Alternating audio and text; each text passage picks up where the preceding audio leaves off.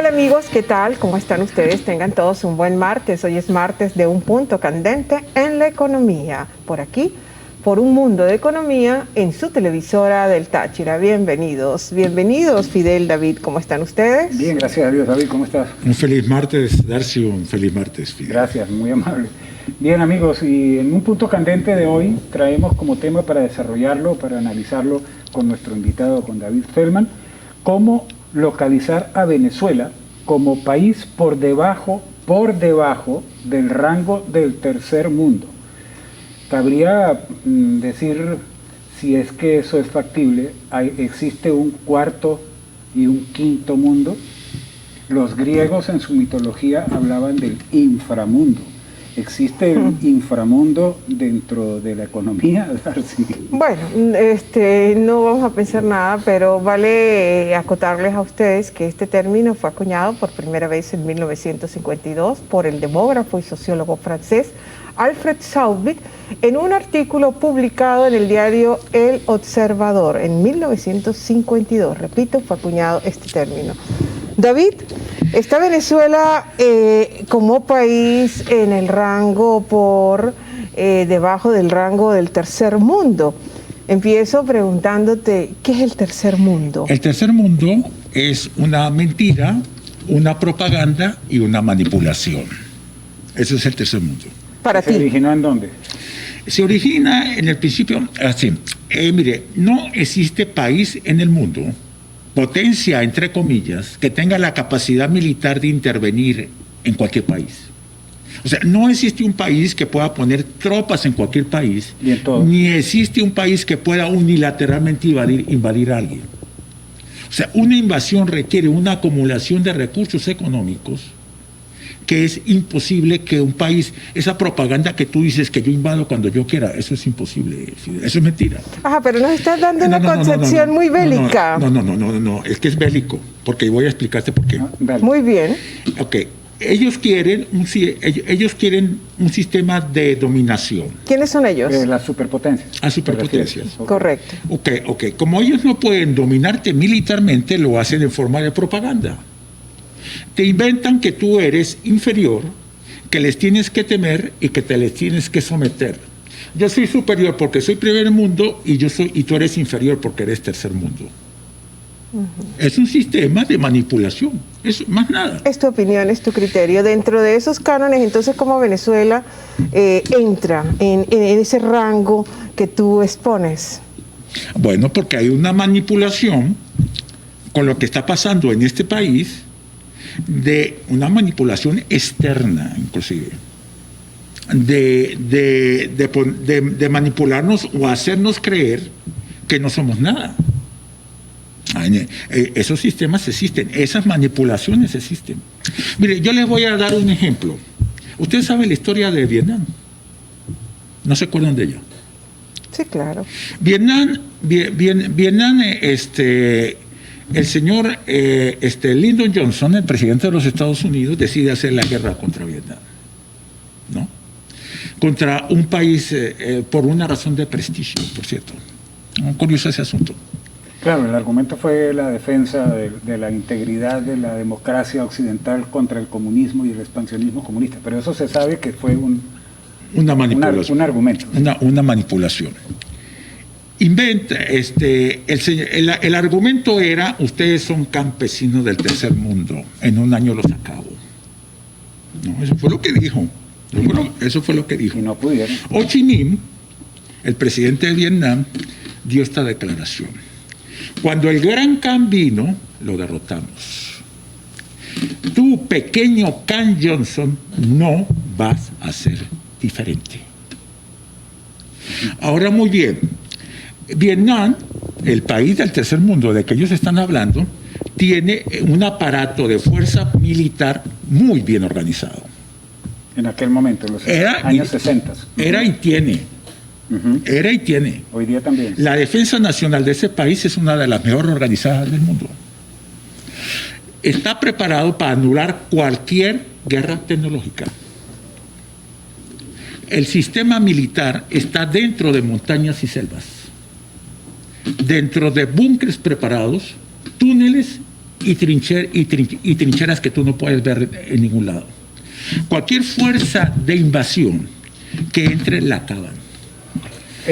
Eso lo entiendo así, efectivamente. Sin embargo, a lo largo del tiempo hay escritores reconocidos a nivel mundial, incluso en Venezuela, que efectivamente hablan del tercer mundo y del tercermundismo como cultura, ¿no? Pero que lo enfocan, por supuesto, desde el ángulo económico, social, el tercermundismo es una campaña de prensa originada en las grandes potencias dirigida hacia acá.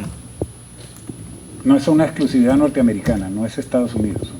No, sí, bien. Porque lo practicaron los soviéticos, lo practican los rusos. Es un sistema de dominación de una potencia. O sea, el tercermundismo no se origina propagandísticamente acá, se origina de afuera. Ahora, el desarrollo de la mentalidad tercermundista, ¿cómo la explicas? En parte es por eso. En parte es por eso. Porque hay una mentalidad tercermundista. Sí la hay. Sí la hay. Sí la hay. De sentirse menos, de sentirse pobre porque el rico te explotó, que los países ricos son ricos porque esquilmaron a los países pobres y les quitaron su pobreza, sus riquezas, etcétera, etcétera. Ahí se alimenta, por ejemplo, toda la ideología de izquierda y el progresismo actual. Bien, muy bueno. Para abordarlo pregunta pendiente para el próximo segmento. Sí. Tenemos que hacer ahora una pausa comercial. No se aparten, por favor. Estamos en un punto candente en la economía.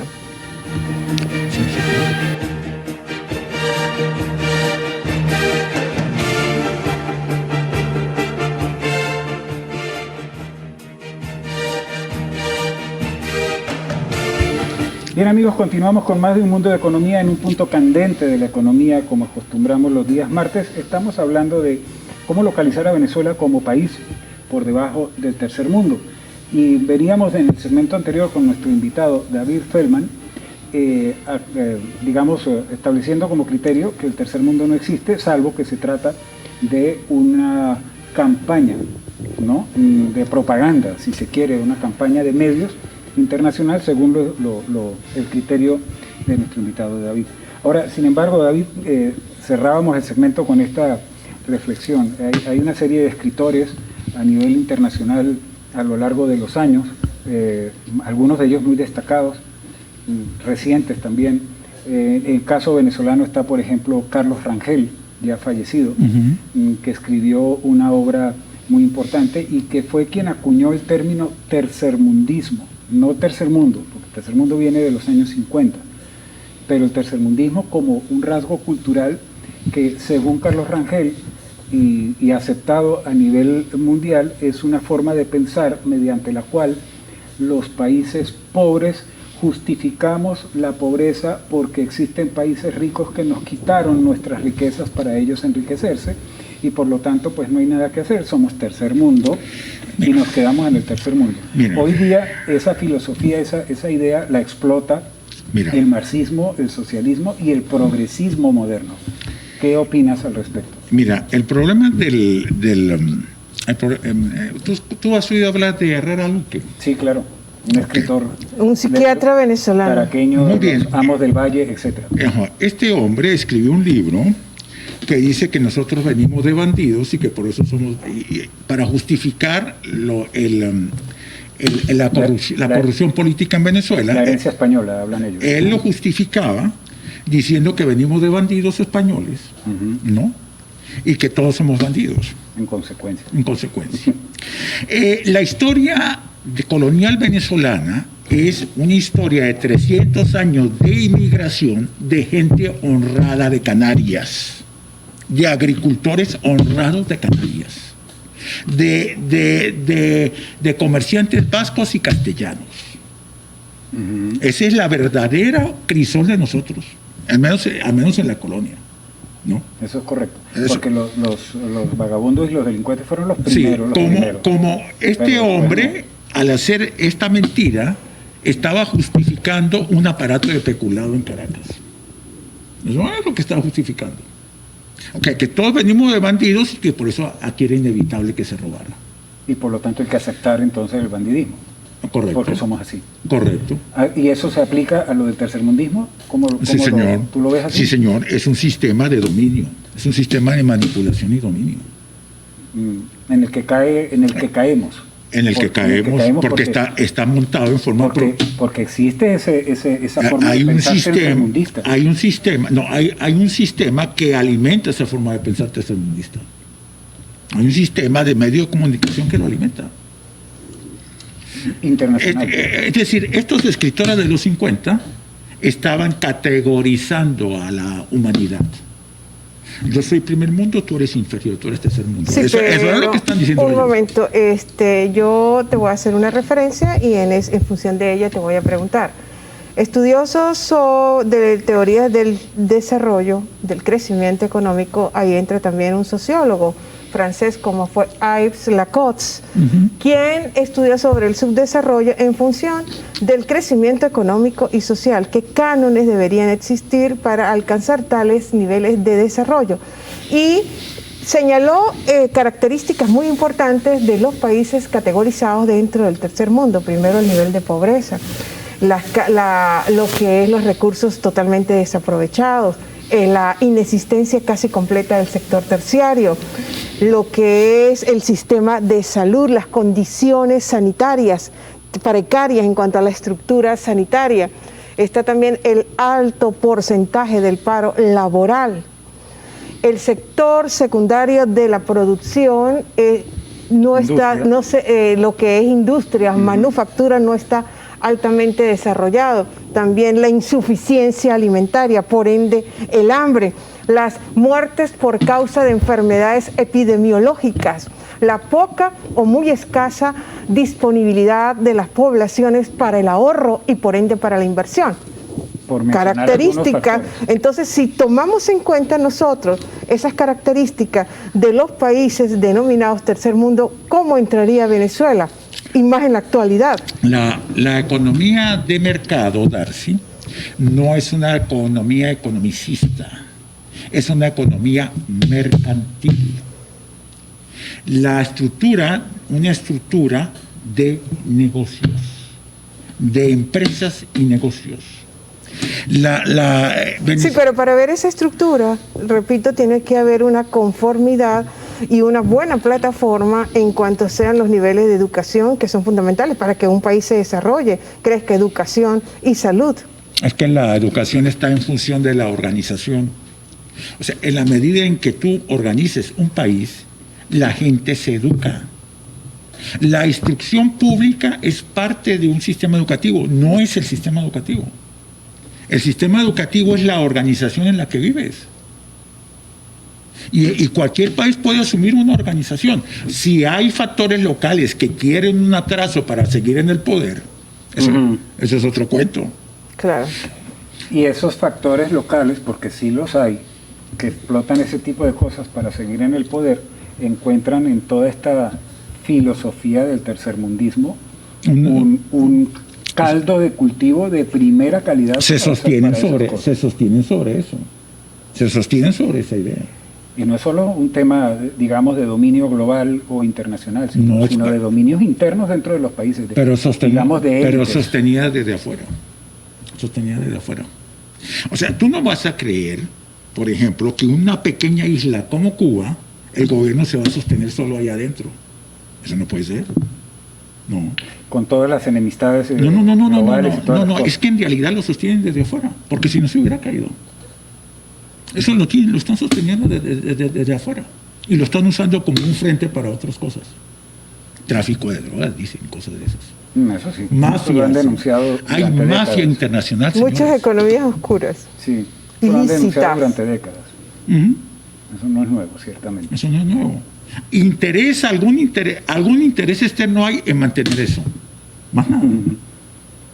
Entonces, en el fondo estamos hablando, según tu parecer, de que hay vamos a usar un término criollo, hay un tinglado armado a nivel internacional con soportes dentro de lo que la idea del tercer mundo forma parte de aquello. De un sistema de control y dominio. Que es un sistema de control que hace uso de absolutamente todo, incluso de negocios ilícitos como el narcotráfico.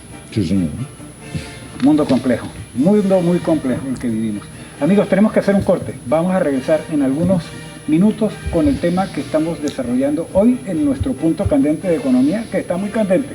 Yo ya tengo calor. Ya venimos. El color es...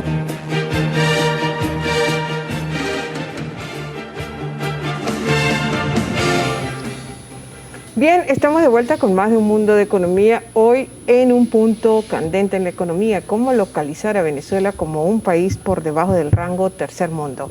David, países como Singapur, que llegó a su ingreso per cápita anual promedio de $50,000, desde los $2.500 que tuvo cuando se independizó en 1965. Fue una multiplicación bastante impresionante y que representa un crecimiento anual de 8,5% del Producto Interno Bruto. El primer mandatario, el presidente Lee Kuan Yew, él en 1990 dijo: yo ya tengo que irme porque ya el trabajo está hecho, por considerar que cuando se abrió completamente Singapur a todo lo que fue el cauce democrático, empezó el despliegue de este crecimiento. Ahora este es un país rico y por lo tanto puede ser democrático, así lo dijo Lee Kuan, quien fue presidente de Singapur, cuando sostuvo la tesis de que la pobreza impide el funcionamiento democracia, llamando así atención al populismo y al socialismo. ¿Se podrá tomar a Singapur como referencia para la transición de Venezuela del tercero al primer mundo? En primer lugar, Singapur no es una democracia, no lo fue, no lo es, no lo va a ser. Ya. Singapur es una corporación. Una corporación. Singapur es una estructura de negocios montada sobre un puerto. Es una ciudad-puerto, donde maneja un tráfico enorme de transporte y mercancías. Y el señor pues fue una estructura de negocios. Una estructura de negocios. Todo sistema, todo derecho político está ahí eliminado en función de la prosperidad económica. Ese es su sistema. No estoy hablando ni en contra ni a favor. Le estoy diciendo lo que es. Lo que es. Correcto. Lo que es. Pero básicamente la estructura de negocios que monta Singapur la puede montar cualquier país. ¿No? ¿Pero qué se requiere para montar esa estructura de negocios, específicamente en el caso de Venezuela? En el caso de Venezuela es interesante. Una estructura de negocios tú la montas sobre una estructura jurídica, sobre una estructura financiera y sobre cierta estructura administrativa. ¿No? Y ese es el único real modelo de desarrollo que existe. Nosotros tenemos muy buenos recursos. El problema es que no hacemos empresas para trabajar con esos recursos. Y para producir riqueza. Yo te voy a dar un ejemplo. Chicago está en el centro del cinturón agrícola norteamericano. En Chicago opera la bolsa agrícola. Usted entra a la bolsa de Chicago y allá comercian trigo, comercian maíz, comercian esto. Están trabajando con los recursos de ellos. ¿Entiendes? Claro. Correcto. La bolsa rusa, el índice de la bolsa rusa está dividido, telecomunicaciones, esto y lo otro. Una parte del índice de la bolsa rusa está en petróleo, gas y minerales. Commodities. Sí, pero es que es lo que ellos tienen. Claro, lógico. Y por cierto es lo que nosotros tenemos, también, por casualidad. Sí, señor. Ahora, ¿por qué Venezuela no ha logrado desarrollar este tipo de estructuras para, digamos, facilitar el crecimiento de la economía, de los negocios y de las condiciones de vida de la población? ¿Y cómo es posible que estemos exhibiendo hoy niveles de pobreza e indicadores incluso por debajo de los países más pobres de África? Porque tú tienes que quitar privilegios políticos. No derechos políticos, privilegios políticos. Esa es la razón. Pero entonces entran los amos del valle en acción. Sí. Los que justifican una serie de cosas. Entonces, sí, ¿cómo vencemos ese tipo de estructuras, de hiperestructuras que están creadas en la cultura del venezolano, sobre todo dentro de las, llamémoslo así, de los cuadros políticos del país? Porque no importa qué color tengan. Mire, yo le voy a decir una cosa. En el caso, mire, en el caso venezolano, yo te voy a explicar algo. En el caso venezolano, usted necesita una actualización del Código Civil, sobre todo lo que es obligaciones y contratos, ¿no? Para establecer, digamos, condiciones. Las condiciones. Necesita un código mercantil moderno. Por la misma razón. Y necesitas, o por lo menos, un código de sociedades. Un estudiante de Derecho, normalmente, en el mundo, estudia comercio, trade, que es mercantil, y corporativo, que es corporaciones. Crear compañías y manejar compañías. Que es crear y manejar compañías. Correcto. La estructura mercantil es la que permite la creación de empresas. Si tú y yo, Darcy, digamos, vamos a hacer una procesadora de gas para trabajar aquí en San Cristóbal, nosotros no podemos montar esa empresa porque no tenemos la legislación para montar esa empresa. El gas es propiedad del Estado. Si usted dice, aquí en el Cerro Mono hay una mina de cobre, vamos a decir, vamos a hacer una compañía y vamos a sacar cobre. Usted no puede hacerlo porque no tiene la legislación, ¿no? Debo recordarle que en Rusia todas las minas son privadas, ¿no? ¿No? Pero en la Constitución, en la legislación rusa, los minerales en el subsuelo son propiedad del Estado. No son propiedad propiedad privada. Del que tenga la propiedad sobre de la mina. Como debe ser. Bueno, y en el mundo, mientras tanto, se están desarrollando incluso conceptos y proyectos para hacer minería en asteroides. Y aquí nosotros no podemos hacer minería en nuestro propio territorio porque es propiedad del Estado. Así son las cosas, Darcy. Sí, porque aquí siempre lo que ha proliferado es siempre la política del entrabamiento por estados o gobiernos entrabados y entrabadores per se, lamentablemente. David, muchísimas gracias como cada martes. Muy interesantes tus criterios. Amigos, de esta manera concluimos nuestro programa por el día de hoy. Nos retiramos, no sin antes invitarles, como de costumbre, a que nos acompañen todos los mediodías, a las 12, emisión principal por TRT, y a las 4 de la tarde, reposición. Bien, y bueno, como no se sabe dónde, cuándo, ni cómo el COVID-19 nos pesca, únete a esa inmensa minoría que se está cuidando de él. Un buen martes, será entonces hasta mañana. Buen provecho.